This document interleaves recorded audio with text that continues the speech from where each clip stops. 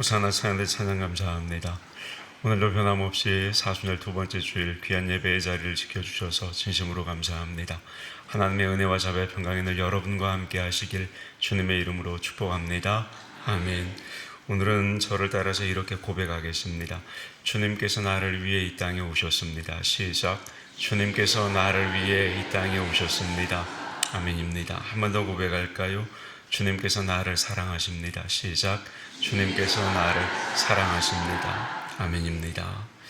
맞습니다. 주님께서 나를 사랑하십니다. 여러분 혹시 그런 경험이 있으신지 모르겠습니다. 어떤 짧은 만남이나 단 몇 분이 걸리는 일을 위해서 먼 거리를 다녀온 그런 경험 말입니다. 저도 이런 경험이 종종 있습니다. 단 10분의 만남을 위해서 왕복 하루가 걸리는 거리를 다녀온 경험이 있고, 그분과 단 몇 분의 만남을 위해서 오랜 시간을 걸쳐서 차를 타고 다른 지역에 다녀온 경험도 있습니다. 아마 이제 살다 보면 몇 번쯤 이런 경험쯤은 다들 해보셨을 겁니다. 우리가 이렇게 먼 거리를 마다하지 않고 어떤 사람을 찾아간다거나 어떤 일을 하기 위해서 찾아간다면 그건 그 사람이나 그 일이 그만큼 중요하기 때문입니다. 또한 오로지 그 한 사람만을 위해서 그 먼 길을 다녀온 것이라면 더더욱 그런 것이고, 만약에 그 길이 멀고 험난한 길임에도 그 길을 마다하지 않고 다녀온 것이라면 더더욱 그런 것이라 말할 수가 있습니다. 우리가 너무나 잘 아는 한 분도 그와 같이 하셨습니다. 누구실까요? 바로 예수님이십니다. 여러분, 예수님께서 우리를 찾아오신 길은 어떻습니까? 하늘에서 땅으로 오셨습니다. 이걸 한 신앙인은 이렇게 찬양합니다. 저 높고 높은 별을 넘어 이 낮고 낮은 땅 위에 죄범한 영혼 구하려 그 아들을 보내셨다. 찬송가 304장의 가사입니다. 여러분, 이것이 예수님을 보내신 하나님의 사랑이고 또 우리를 구원하시기 위해 이 땅에 친히 우리 인간의 육신의 몸을 입고 나를 위해 이 땅에 찾아오신 주님의 은혜라는 겁니다. 하늘의 영광스러운 보좌를 버리시고 낮고 낮은 이 땅 위에 오신 겁니다. 그것도 영광을 받기 위해 오신 것이 아니라 고난을 받기 위해 오셨습니다. 그리고 이런 모습은 주님께서 우리를 얼마나 소중하게 여기시는지 그 모습을 우리에게 잘 보여주는 것이기도 합니다. 반면에 그런 사랑을 받은 여러분, 우리는 어떤 존재들입니까? 때로는 아무 쓸모가 없는 우리들이죠. 가치도 없고 늘 죄범하고 넘어지고 사는 사람들이 우리입니다. 헛된 사람, 때로는 있다 아침 안개처럼 사라져버리는 그런 존재, 그게 우리라는 사실이죠. 깨져서는 더 이상 쓸모없는 몹쓸 그릇과 같은 그런 존재, 여러분, 그런 존재가 바로 우리입니다. 그리고 이런 쓸모없는 나 같은 죄 많은 사람을 구하러 오신 분, 그분이 바로 주님이시라는 겁니다. 제가 우리라고 표현하지만 사실은 날 위해 오신 거죠. 예수님은 나를 사랑하셔서 나를 구하시기 위해서 그 험한 길을 마다하지 않고 나를 찾아오신 겁니다. 뿐만 아닙니다. 예수님은 이 땅에 오셨어도 말씀드린 것과 같은 동일한 사랑으로 이 땅 위에서 사셨던 분입니다. 오늘 여러분과 나눌 말씀이 바로 이것을 잘 보여주는 말씀입니다. 여러분, 오늘 함께 받은 말씀은 예수님께서 갈릴리 호수를 건너 거라사인의 지방에 가신 그 사건을 기록을 하고 있습니다. 그리고 예수님께서 이 거라사인의 지방에 가신 그 여정이 어디에 나오느냐? 우리가 읽지는 않았지만 오늘 본문 바로 앞에 나오는 마가복음 4장 35절에서 41절까지 말씀에 기록이 되어 있습니다. 그 내용을 요약을 하면 이렇습니다. 예수님께서는 제자들에게 갈릴리 호수를 건너서 거라사인의 지방으로 가자 이렇게 말씀하십니다. 제자들은 예수님의 그 말씀에 순종해 예수님을 배에 모시고 배를 저어 호수를 건넙니다. 그런데 그 호수를 건너다 예상치 못했던 풍랑을 만나게 됩니다. 성경은 그 풍랑을 광풍이라고 표현합니다. 그리고 새번역 성경은 거센 바람이다 이렇게 번역을 합니다.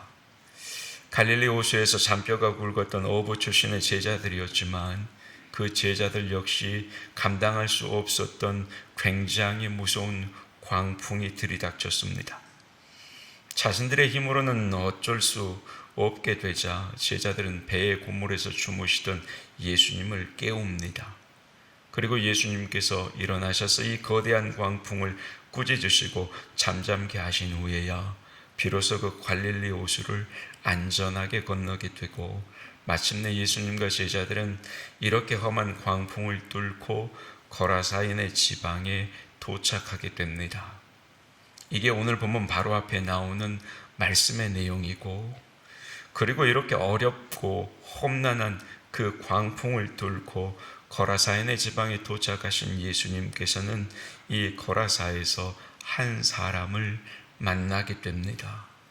그리고 그 사람을 만난 내용이 여러분 오늘 우리가 함께 받은 마가복음 5장 1절에서 20절까지의 말씀, 그 말씀에 기록되어 있는 겁니다. 자, 그러면 여러분 이렇게 예수님께서 광풍을 뚫고 거라사인의 지방에서 도착해 만난 사람이 누굽니까? 누구예요? 예, 감사합니다. 말씀을 안 해주시니 제가 설교할 거리가 늘어납니다. 오늘 본문 2절은 그 사람을 뭐라고 그래요? 더러운 귀신이 들린 사람이다 이렇게 말을 하고, 본문 9절은 이 사람에 대해서 군대 귀신 들린 사람이다 이렇게 말을 합니다. 자, 여러분 9절을 보면 군대라는 표현이 사용이 됐습니다. 그런데 오늘 본문에 나오는 이 군대라는 표현은 우리가 흔히 군대 갔다고 할 때 사용하는 그 군대라는 용어와 의미가 좀 다릅니다.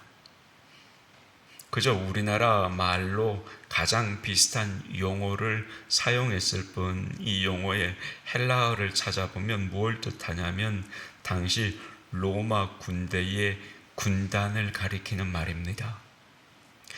로마 군대의 군단이 몇 명으로 구성이 되었느냐? 당시에 6,000명으로 구성된 큰 부대를 당시 로마 시대의 군단이라 이렇게 일컬었습니다. 그러니까 무슨 말이냐? 이 사람에게는 한 군단이나 되는 귀신들이 들어가 있었다 이 뜻입니다. 그러니까 수많은 귀신들이 이 한 사람을 붙잡고 있었다는 말입니다. 그리고 본문은 결국에 이 귀신 들린 사람을 예수님께서 고쳐주셨고 귀신을 쫓아내 주심으로 낫게 해주셨다.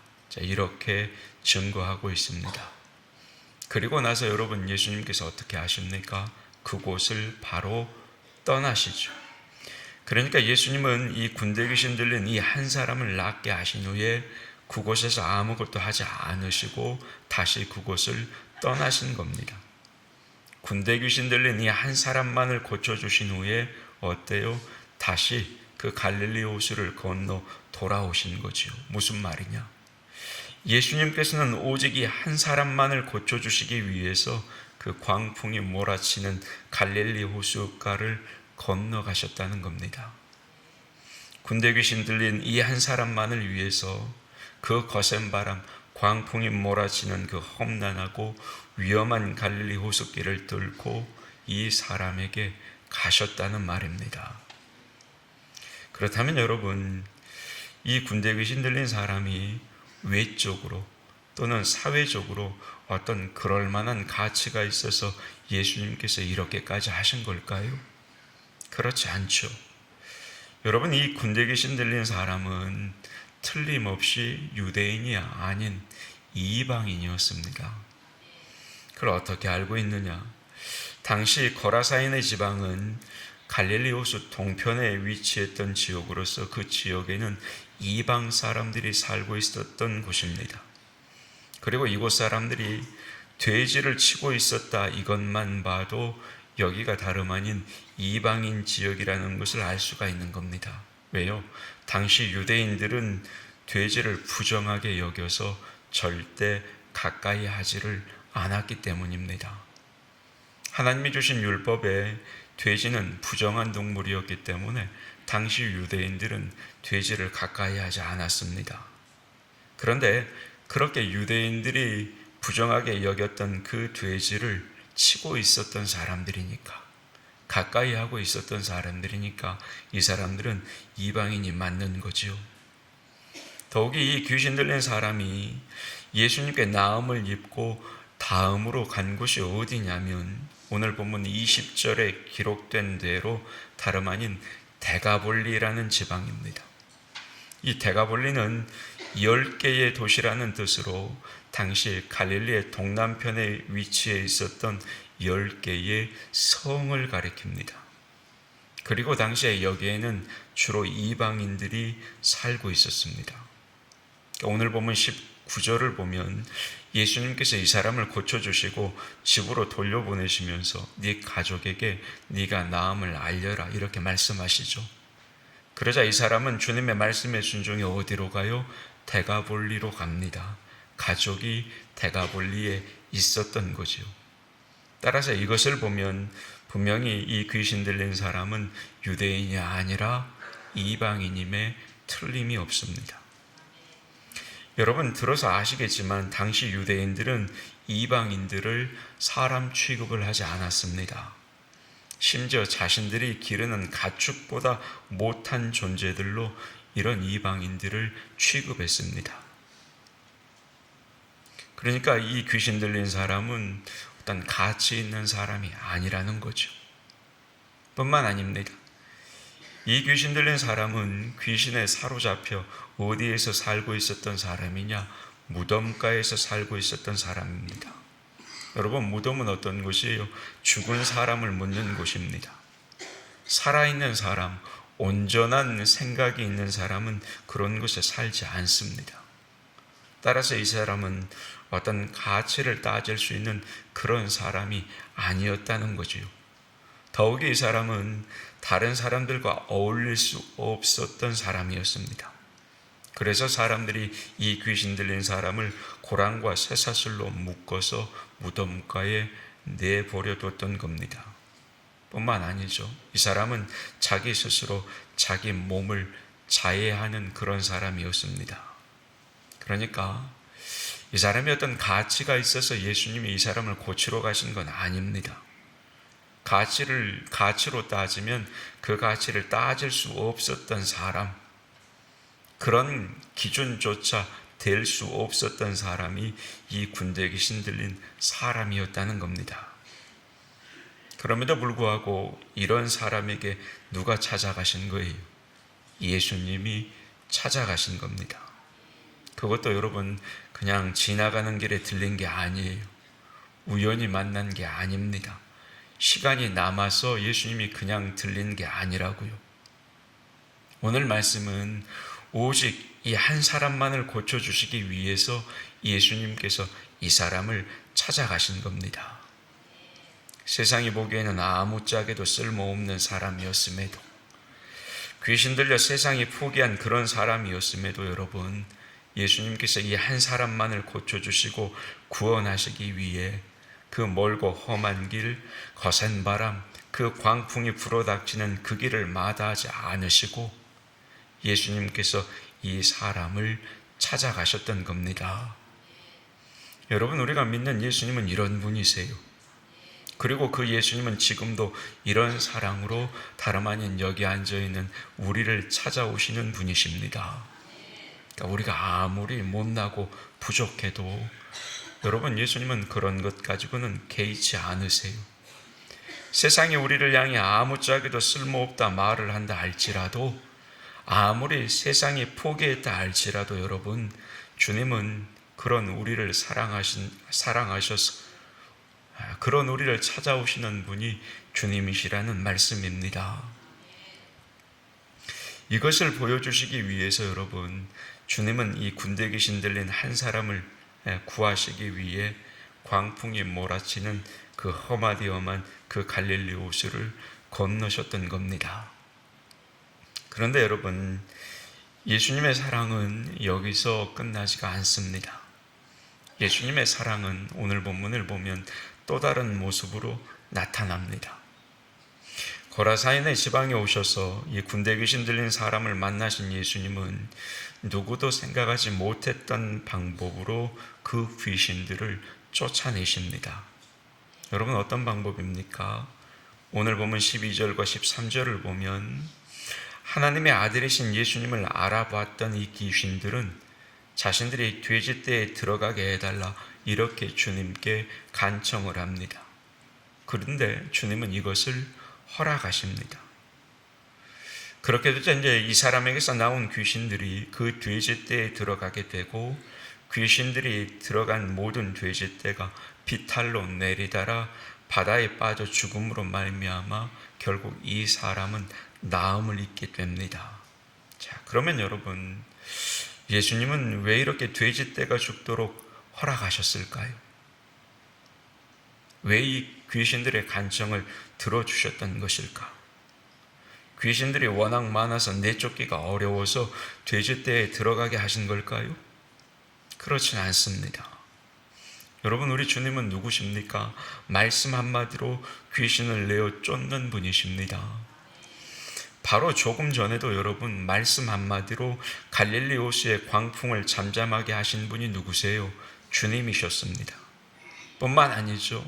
말씀을 보면 다른 귀신들을 쫓아낼 때도 말씀 한마디로 쫓아내셨던 분이 우리 주님이셨어요.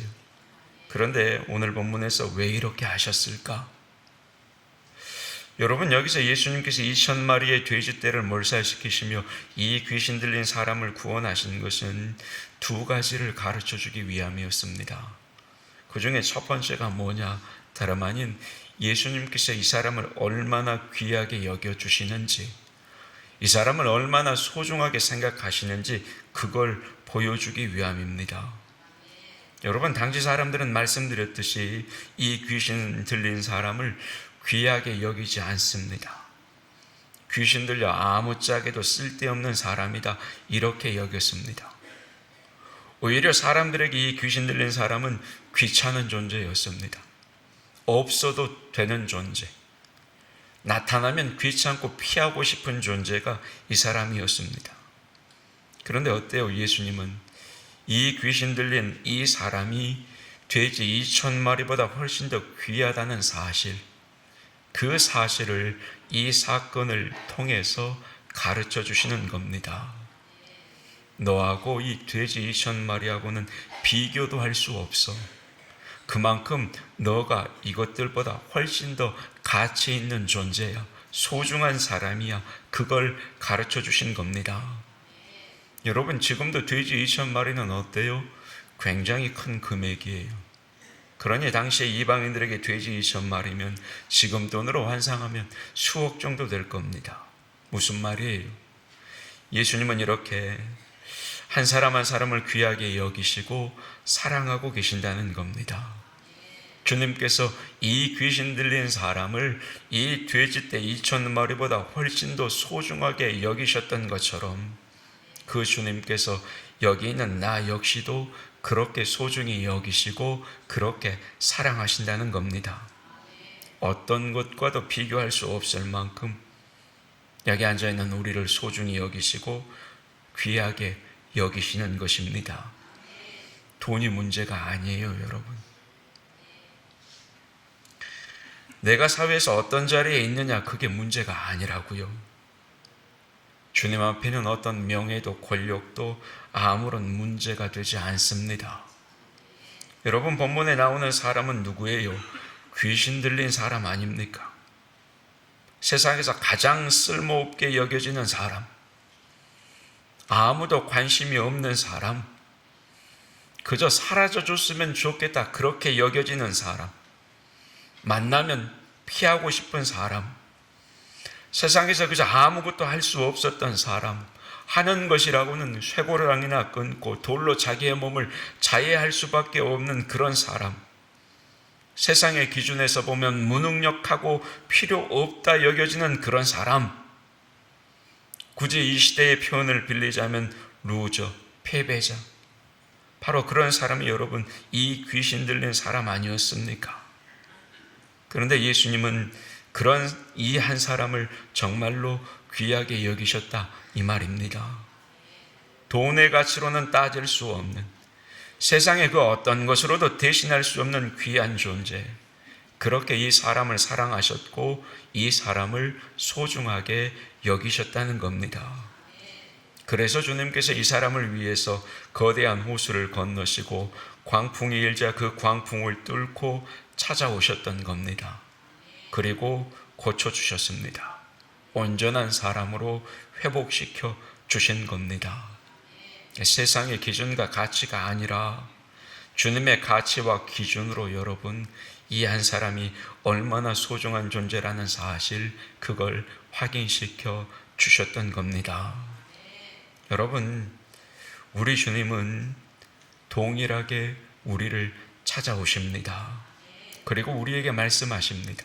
너는 귀하다고, 너는 소중하다고, 너는 아름답다고, 너의 존재 그 자체만으로 나에게 가장 소중한 존재라고, 나에게 너보다 더 귀한 존재는 없다. 그렇게 우리에게 동일하게 말씀하시는 겁니다. 여러분, 주님이 우리를 그렇게 사랑하고 계신다는 사실, 여기 앉아 계신 여러분 한 분 한 분을 주님께서 소중히 여기시고 귀한 존재로 여기고 계신다는 사실, 여러분 그 사실을 마음에 늘 기억하시기를 축복합니다. 그러면 여러분 어때요? 내가 그런 사랑을 받는 사람이라면 세상 가운데 어때요? 당당하게 살아야죠. 사랑받는 사람처럼 살아야 될 거 아닙니까? 하나님의 자녀임을 기억하고 주님의 그런 사랑을 받는 사람임을 기억하고 우리도 세상 가운데 떳떳한 믿음의 자녀로 살아야 하는 겁니다. 패배자의 삶을 사는 게 아니에요.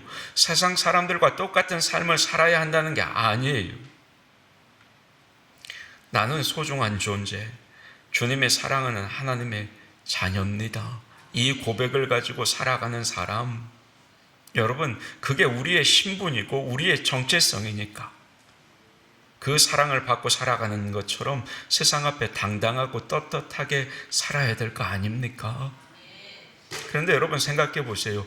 우리가 그런 사랑만 받았습니까? 아니요, 여러분. 우리는 주님께 이 정도의 사랑만 받은 게 아니죠. 왜? 주님께서는 나를 위해 자신의 목숨을 버리기까지 사랑하셨으니까요. 세상의 잣대는 나를 어떻게 평가할지 모르지만 주님은 나를 자신의 목숨과 바꿀 정도로 사랑하신 겁니다. 주님이 목숨 바쳐 사랑하는 사람이 다름 아니라 나라는 사람이라는 거지요. 다른 누군가가 아니라 내가 바로 주님의 그런 사랑을 받고 있는 존재고, 오늘 말씀은 그런 존재가 나라는 사실을 다시 확인시켜 주는 겁니다. 비록 오늘 보면은 예수님의 그 사랑을 돼지 2,000마리라 이렇게 기록을 하지만 나를 사랑하시는 주님의 사랑은 그만큼 가치 있는 사랑이라는 것. 아니, 주님께서 목숨 바쳐 사랑하실 만큼 그보다 훨씬 더 가치 있는 사랑이라는 사실을 여러분 오늘 말씀은 우리에게 가르치고 있다라는 겁니다. 그러면 여러분 어때요? 그 사랑을 받았으면 그 사랑을 받은 존재답게 살아야죠. 세상 앞에 떳떳하게 살아야죠. 당당하게 살아야죠. 그러면 여러분 누가 당당하게 살아요? 누가 세상 앞에 떳떳하게 살아요? 세상 사람들처럼 살지 않아야죠. 욕심 때문에 넘어지지 말아야죠. 제정신을 차리고 살아야죠. 세상이 어떻게 돌아가든지 간에 나는 그리스도인이기 때문에 상식적인 생각을 가지고 세상 앞에 당당하게 살아야죠. 잘못한 건 잘못했다 말하고 아니면 아니라고 말할 수 있어야 되는 거죠. 여러분, 그게 우리가 그리스도인으로서 세상을 살아가는 모습이어야 하는 겁니다. 세상 사람들에 휩쓸려 똑같이 살아가는 게 아니라 정신을 똑바로 차리고 내가 주님께 그런 사랑을 받은 존재임을 깨닫고 그 사랑을 내 가슴에 품고 내가 그리스도인이라는 그 자긍심을 가지고 세상에 휩쓸리는 게 아니라 세상 앞에 당당하게 떳떳하게 다른 모든 사람들은 그렇게 살아도 나는 그렇게 살지 말아야 한다. 그 마음 가지고 살아야죠. 그게 여러분, 우리가 세상을 살아가는 모습이어야 하는 겁니다. 다음으로 여러분, 예수님께서 이 돼지떼를 죽게 하시며까지 이 귀신 들린 사람을 구원하신 또 다른 이유가 뭐냐? 다름 아닌 귀신 들린 것이 얼마나 위험한 것인지 그걸 알려주시기 위함입니다. 여러분, 당시에 대다수의 사람들은 이 사람이 귀신 들려 사는 것을 그저 불쌍하게 여기거나 귀찮게 여겨 살았습니다. 그런데 예수님은 이 귀신 들린 삶의 결과를 이미 알고 계셨던 겁니다. 그 결과가 뭡니까? 그 같은 삶의 결과는 멸망이라는 거예요. 불쌍한 정도도 아니고 귀찮게 여길 정도만이 아니라 결국 그 삶의 결과는 멸망이라는 사실. 그 사실을 여러분, 이 돼지떼의 죽음을 통해서 예수님은 가르치시고 보여주셨던 겁니다. 그리고 그렇게 멸망할 수밖에 없는 삶을 생명의 삶으로 바꾸어 주시는 사랑, 그 사랑이 바로 이 귀신 들린 사람을 사랑하시는 주님의 사랑이었고, 그 사랑이 바로 여기 앉아있는 우리를 사랑하시는 주님의 그 사랑임을 가르치시고 보여주고 계신다, 이 말이에요. 여러분, 동일합니다. 주님은 이 같은 사랑으로 여기 있는 우리 한 사람 한 사람을 사랑하십니다. 마치 귀신 들린 것과 같은 혼돈의 삶, 브레이크 없이 폭주하는 기관차와 같은 우리네 삶, 그래서 결국 멸망할 수밖에 없는 우리의 삶을 이제는 질서의 삶으로 바꾸시고 우리 스스로 성찰하며 돌아볼 수 있는 삶으로 고치시고 마침내 생명의 삶으로 바꾸어 주신 그 사랑, 십자가를 통해 완성하신 그 놀라운 사랑으로 나를 사랑하시고 우리를 사랑하시고 공동체를 사랑하신다는 겁니다. 다름 아니라 여러분, 이 사랑을 보여주시기 위해, 이 놀라운 사랑을 가르쳐 주시기 위해 여러분, 주님은 이 같은 방법을 사용하셨던 겁니다. 물론 여러분, 작금의 시대에도 실제로 귀신이 들려 삶이 망가지고 아파하며 비참한 삶을 살아가는 그런 분들이 계시죠. 그런데 여러분, 어쩌면 그런 분의 삶이 차라리 더 나은 삶이라고 여겨질 만큼 그보다 훨씬 더 비참한 삶을 사는 죄악된 모습들이 지금 우리가 사는 이 세상의 모습 아니겠습니까? 하루하루 눈을 떠 만나는 미디어들 가운데 보여주고 들려지는 소식들 한번 여러분 자세히 한번 보세요. 자기 화난다고 분노를 못 이겨 사람을 죽이고, 그렇게 죽였으면서도 잘못 없다라고 카메라 앞에 웃고 가는 그런 사람들, 그런 인면수심의 사람들이 얼마나 많습니까? 아무런 죄책감 없이 자녀를 학대하고 심지어 죽이면서까지도 아무런 표정의 변화도 없는 그런 부모들, 그런 인면수심의 부모들이 여러분 이 시대를 얼마나 많이 살아갑니까? 뿐만 아닙니다. 작금의 이 나라를 보세요. 어떻게 사람으로서 저렇게 할 수가 있는지 생각이나 상상조차 할 수 없는 일들이 일어나는 시대가 여러분 지금 우리가 살고 있는 이 시대 아닙니까? 어떻게 저래요? 잘못해놓고 잘못 없다고 말하고 한쪽에서는 또 그런 사람을 지지하고 정신없는 거죠. 얼마 전에 그래요. 장로님이 며칠 전에 상식 있는 사람들이 살아가는 시대가 이제 사라져버렸다는 거예요. 상식적으로 사는 게 이 세상이 돼야 되는데 그 상식적인 삶이 무너져버린 시대가 됐다는 거죠. 매일매일 그런 모습을 우리는 보고 살지 않습니까? 여러분, 그런데 오늘 본문에 나오는 군대 귀신 들린 사람과 한번 비교해 보세요. 오늘 본문에 나온 이 사람은 아무리 귀신이 들린 사람이었지만 이 사람은 그렇지 않아요. 무덤 사이에 살았을 뿐, 그저 사람들이 묶었던 고랑을 끊었을 뿐, 그저 소리를 지르고 자신의 몸을 자해했을 뿐, 이 사람에게서는 여러분, 우리가 이 시대에 마주하는 극악한 삶의 모습은 찾아볼 수가 없습니다. 어쩌면 이 사람이 지금 이 시대보다 훨씬 더 상식적인 사람이,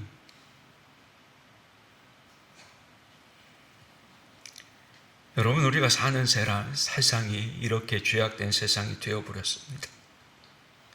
귀신 들린 사람보다 더 악한 모습으로 가득 찬 이 세상이 되어버렸습니다. 그러면 이런 세상에 또 과연 주님은 찾아오실까? 예, 그런 시대임에도 여러분, 주님은 분명히 찾아오신다는 겁니다.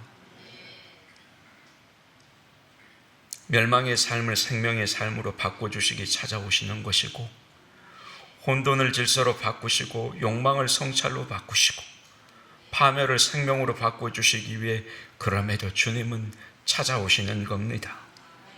그냥 찾아오시지 않습니다. 광풍이 불어도, 거센 바람이 불어도 그 모든 것들을 뚫고 험하디험한 죄악된 이 세상 가운데, 이 세상을 살아가는 우리에게, 이 세상 가운데 아프며 살아가는 나에게 그렇게 주님은 찾아오셔서 나를 다시 붙들어 주시고, 나로 하여금 생명의 사람, 영생을 소유한 사람으로 나를 바꿔주신다, 이 말입니다. 그래서 여러분, 이런 시대를 살아가는 우리에게 주님만이 소망입니다. 왜요? 주님이 그걸 우리에게 가르쳐 주셨거든요.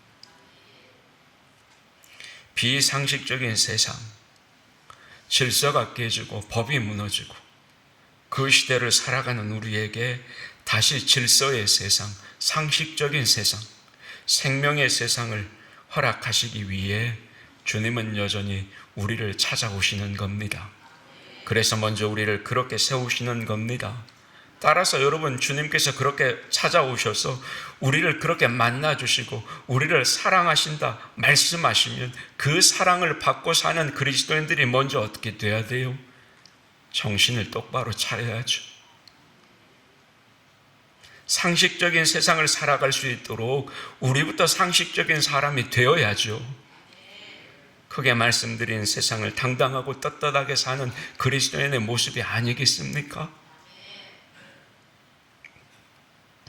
따라서 여러분, 주님께서 이런 사랑으로 우리를 사랑하고 계심을 믿으시기를 바랍니다. 우리가 아무리 어려운 형편에 허덕일 때도, 세상이 우리를 향해 가치 없는 사람이라고 생각할 때도, 우리가 혼돈의 삶, 멸망할 수밖에 없는 그런 삶을 살아갈 때도, 여러분, 우리 주님은 그럼에도 우리를 찾아오시는 겁니다. 아무런 가치가 없는 나여도, 많은 사람들이 오겨 쓸모없다 말하여도 우리 주님은 광풍을 뚫고 그 거센 바람을 잠잠케 하시며 험하디험한 길을 뚫고 나를 찾아오셨고 우리를 찾아오셔서 우리를 만나주시고 우리에게 생명의 삶, 사랑의 삶으로 우리를 인도해 주시는 것입니다. 여러분, 주님의 그런 사랑을, 주님의 그런 도우심을 믿으시며 사시길 주님의 이름으로 축복합니다. 그런데 사실 여러분, 우리는 이미 그런 은혜를 덧입고 살아가고 있어요. 왜? 그렇기 때문에 우리가 지금 이곳에 있을 수 있는 겁니다. 이렇게 예배할 수 있는 겁니다. 만약에 우리가 제정신이 없는 사람, 우리가 그 사랑을 모르는 사람들이라면 어떻겠어요? 그 사랑을 깨닫지 못했다면 우리도 다른 제정신 없는 사람들처럼 지금 그곳에 가서 있었겠죠. 그러나 우리는 그 하나님의 사랑, 주님의 그 은혜를 깨달아 알고 있기 때문에 지금 우리는 이곳에서 하나님을 변함없이 예배하고 있는 겁니다. 그러니까 여러분, 세상 가운데 어떠한 어려움이 있어도 주님의 그 사랑을 가슴에 품고 제정신, 정신 똑바로 차리고 상식적인 삶의 모습들을 찾아 그렇게 질서를 지키고 법을 지키며 살아갈 수 있기를 주님의 이름으로 축복합니다. 그 사랑이 있으면 여러분 어때요? 아무리 큰 어려움이 있어도 염려하지 않아도 되는 겁니다. 물론 내가 그 세상을 살며 넘어질 때가 있습니다. 부족한 모습을 보일 때도 있습니다. 그러나 여러분, 내가 그렇게 부족하고 넘어져도 어때요? 실망할 필요가 없습니다. 여전히 주님이 우리를 찾아오시기 때문입니다. 그래서 나의 연약함을 바로 세워주시기 때문입니다. 여러분, 주님은 그걸 위해 이 땅에 오셨고 우리는 그 주님을 기념하는 사순절을 보내고 있는 겁니다. 여러분, 그 주님을 정말로 진심으로 믿으시기를 주님의 이름으로 축복합니다. 그 모습이 우리의 모습이 되어야 하는 것이고 결국 그 믿음이 세상을 이깁니다. 그 믿음이 다시 세상을 아름답게 하는 것입니다. 여러분, 사순절 두 번째 주일입니다. 그런 믿음을 가지고 이 어렵고 힘든 시대를 잘 이기고 살아가는 우리 나주교회 성도들이 되시기를 축복합니다. 아울러 이 사순절 기간 동안 그 주님의 사랑을 경험하고 만나시고 그 은혜를 깨달아 그 은혜로 말미암아 다시 한번 세상을 이겨내시는 우리 그리스도인들 되시길 주님의 이름으로 축복합니다. 아멘. 하나님, 주님이 나를 사랑하시는 것은 세상의 기준이나 잣대가 아니고 내가 처한 상황과 환경이라는 조건도 아니고 아무런 조건 없이 그저 나이기에 나를 사랑하심을 말씀을 통해 확인하게 하시니 감사합니다. 연약하고 부족한 나, 때로는 넘어지는 연약하고 죄 많은 존재임에도 나를 사랑하신다고, 내가 너를 귀하게 여긴다고, 네가 나에게 얼마나 소중한 존재이니 아느냐 말씀해 주시니 감사합니다. 뿐만 아닙니다. 비가 오고 바람이 불어도 그것이 광풍일지라도 나만을 위해 어디든 찾아오시는 그 주님의 사랑이 있음에 감사합니다. 하나님, 이 사랑을 확인하고 다시 세상을 향합니다. 불안한 시대고 어렵고 고민되는 나날이지만 그럼에도 나만을 위해 찾아오시고 나를 구원하시는 주님으로 인해 승리하는 하루하루의 삶이요 한 주간의 삶이 되게 하여 주시옵소서. 예수님의 이름으로 기도하옵나이다. 아멘.